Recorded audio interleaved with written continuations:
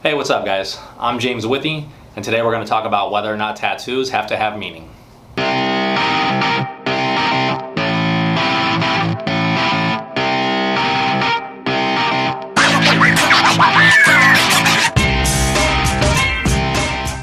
Alright, so like I said, in this video we're going to be talking about whether or not tattoos have to have meaning to be good tattoos. Now the answer to that question is pretty complex, and I feel like you're going to yield vastly different results depending on who you ask.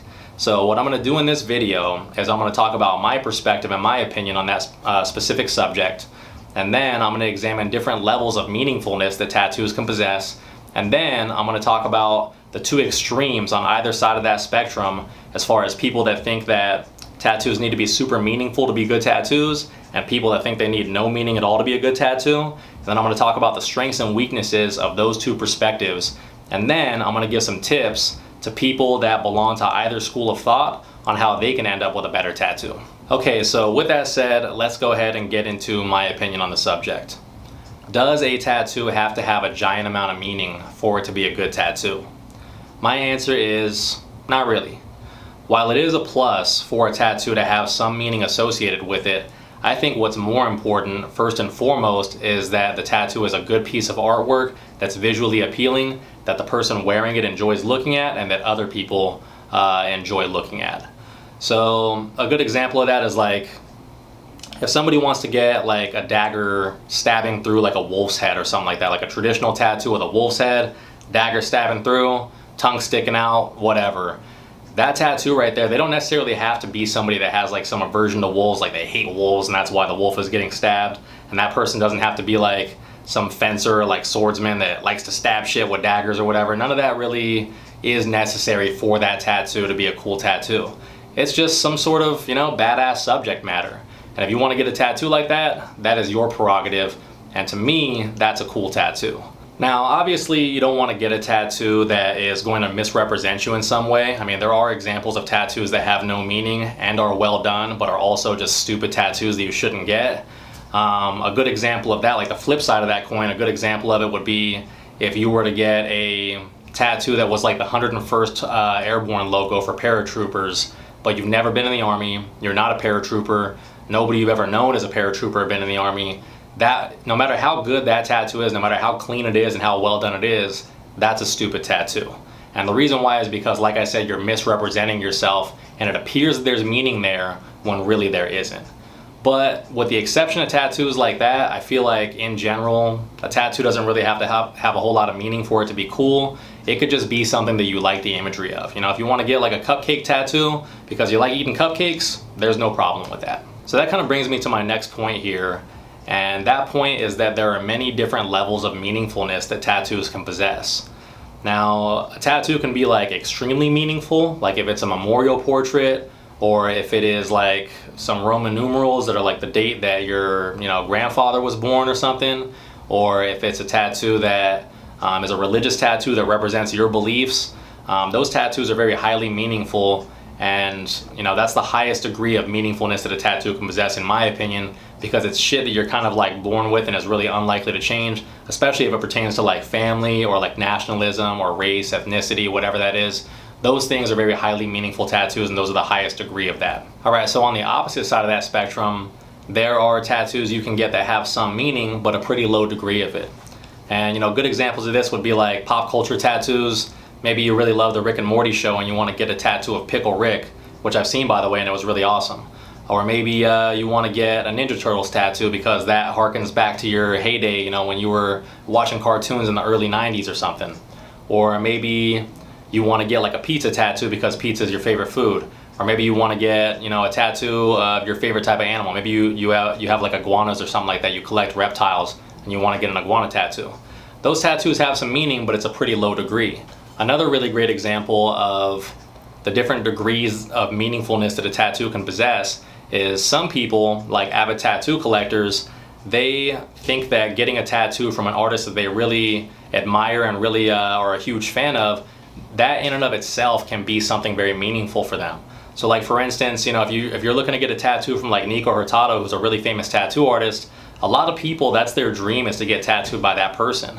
And while it might not seem like it has a whole lot of meaning to somebody that, only gets tattoos that have a very deep personal meaning for them, that tattoo could be, that experience can be very significant for that person just because they're getting a tattoo from a world famous artist they've been, admiring their work for a very long time. So even if the tattoo is like a color portrait of something like a Game of Thrones character like Arya Stark or something like that, on the surface that might seem like, well, why would you get that? But at the same time, that's the type of tattoo that Nico likes doing. So if that's what it takes to get a tattoo from him, that avid tattoo collector is going to go through with that, and that tattoo is going to have a massive amount of meaning to them. It's almost like collecting an autograph from like Wayne Gretzky or something. If you don't know anything about hockey and you don't know who Wayne Gretzky is, you really wouldn't give a fuck about that signature. But if you're a huge hockey fan, or if you're like a Detroit Red Wings fan, you're gonna really, really care a lot about getting that signature, and it's gonna be super meaningful to you. So it's really all about perspective. So maybe after a few examples, you can see why I kind of have a little bit of a looser opinion on what I think in terms of whether or not it's important for a tattoo to have a giant amount of meaning. Earlier in my life, when I first started collecting tattoos, I thought that it was hugely important to have some deep personal meaning associated with every single tattoo I got. However, as I started collecting more and more and more, I started kind of becoming more of a fan of the artwork as a priority rather than the deep personal meaning behind it. So I've loosened my grip quite a bit and decided that for me, the artwork comes first and then the meaning comes second. Like I said, it is a plus to have meaning in your tattoos, but whether or not it's a great piece of artwork, in my opinion, is more important. But it really does depend on what your motivation is behind getting the tattoo and what type of person you are. So now that I've explained different degrees of meaningfulness that tattoos can possess, maybe you can understand my perspective a little bit better if you are somebody that's on the opposing end of that spectrum in terms of whether or not it's really important for a tattoo to have a giant amount of meaning. I feel like on that spectrum, there are a wide variety of, viewpoints you can have. And as far as like the most extreme ends, on one end, there are people that take their tattoos very seriously and they think for years on end about what they're gonna get, and they're really afraid that they're gonna regret what they get when they get older if they don't choose the right thing. Now, the strength of having this viewpoint is that you probably aren't gonna regret what you get when you get older, because you're gonna choose something that's rock solid that you're gonna like 20 or 30 years down the line. However, the weakness of this viewpoint is that you're more likely to end up with a boring or a cliche tattoo. The reason why is because when you put a giant amount of importance on the meaningfulness of the tattoo and how much you personally identify with the artwork, you are bound to be limited in terms of what kind of subject matter you can choose from.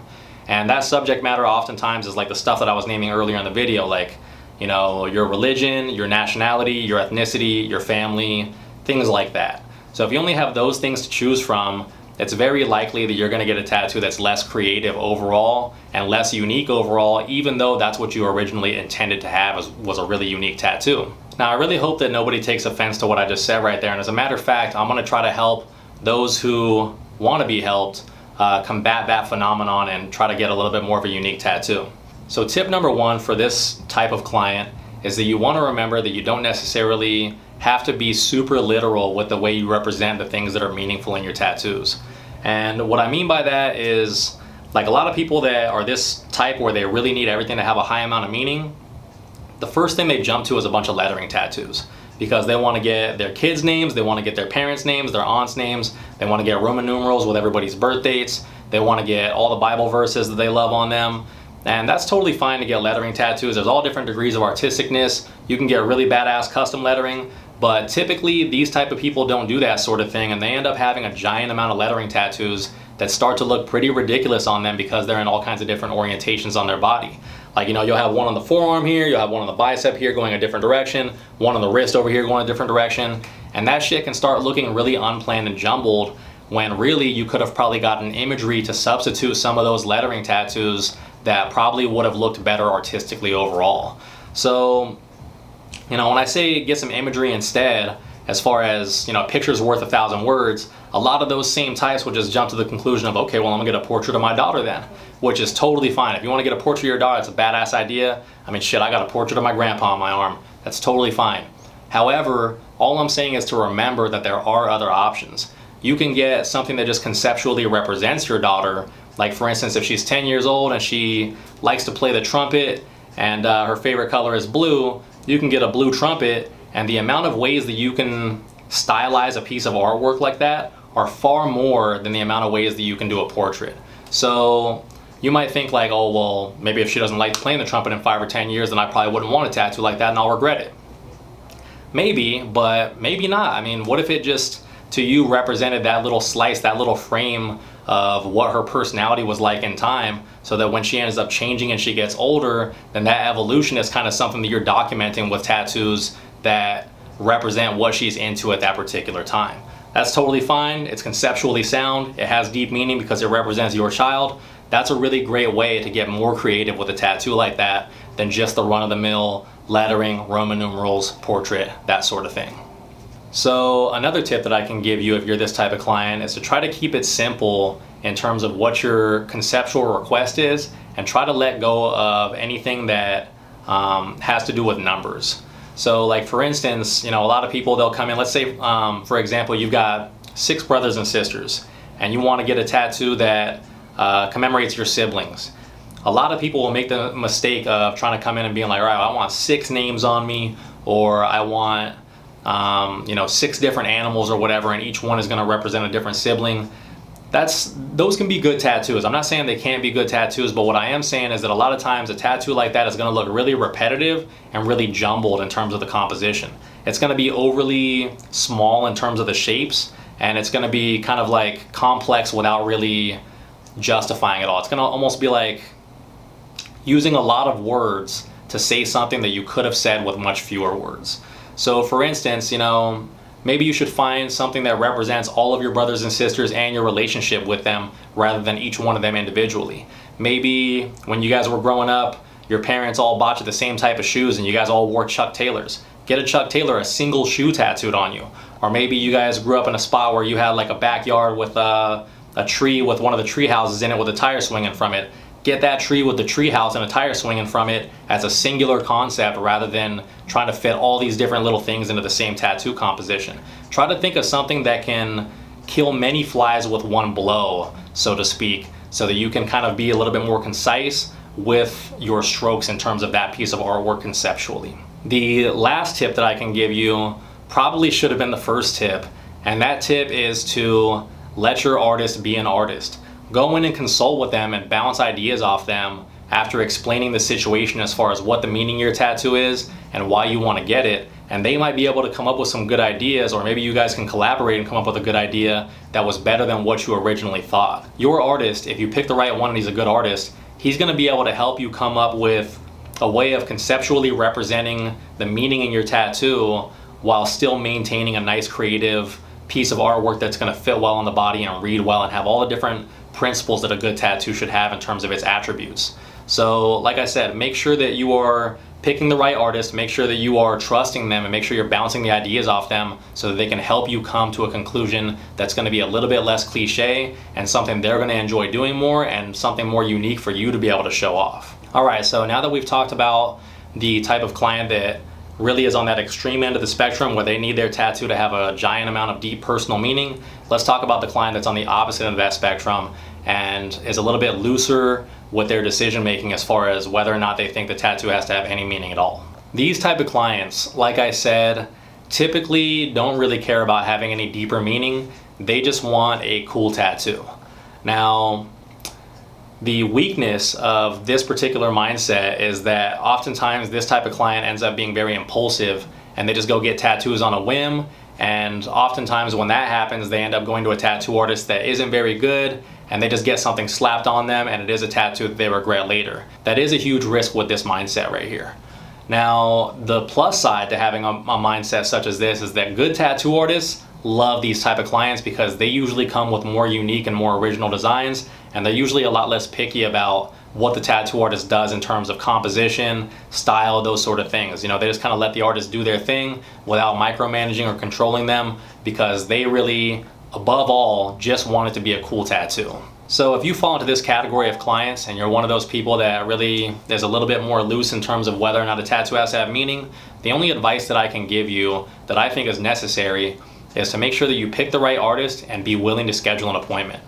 So, like I said, people that fall into this category tend to be more impulsive with the tattoos they get, And oftentimes being impulsive with tattoos can mean that you're going to get a tattoo that's not necessarily the highest quality that you could have gotten because you rushed to the first available artist and just got it on a whim. So even if you don't really care too much about, whether or not your tattoo has a deep personal meaning, do care a lot about selecting the right artist and do your research, look around, figure out whose artwork you like the best. That way they can maximize the potential and the execution of your unique tattoo idea. So that's about it, guys. We talked about whether or not I think tattoos have to have meaning. We've talked about different levels of meaningfulness that tattoos can possess. We've talked about the two polar opposites on that spectrum of people that think tattoos have to have a giant amount of meaning and people that think tattoos don't have to have any meaning at all. And we've talked about the strengths and weaknesses of both of those schools of thought, and I've given you guys some tips to get the best tattoo possible regardless of which school you belong to. This question of whether or not a tattoo has to have a lot of meaning to be a cool tattoo was a really difficult one for me to answer once I kind of thought deeply about it and tried to examine very carefully what my opinion is on the subject. So I really hope that I did a good job of answering it for you guys. If you liked the video, please hit the like button below. I'm gonna try to get another video out for you guys before I head out to Atlanta in like 8 days. But if I don't, I'll get one out for you as soon as I get back, which will probably be like 13 days from now. I am starting to vlog these tattoo conventions that I'm going to. Hopefully I'll be able to come up with some good footage and edit them properly for you guys and start releasing those. But until then, thanks for watching. Have a nice day.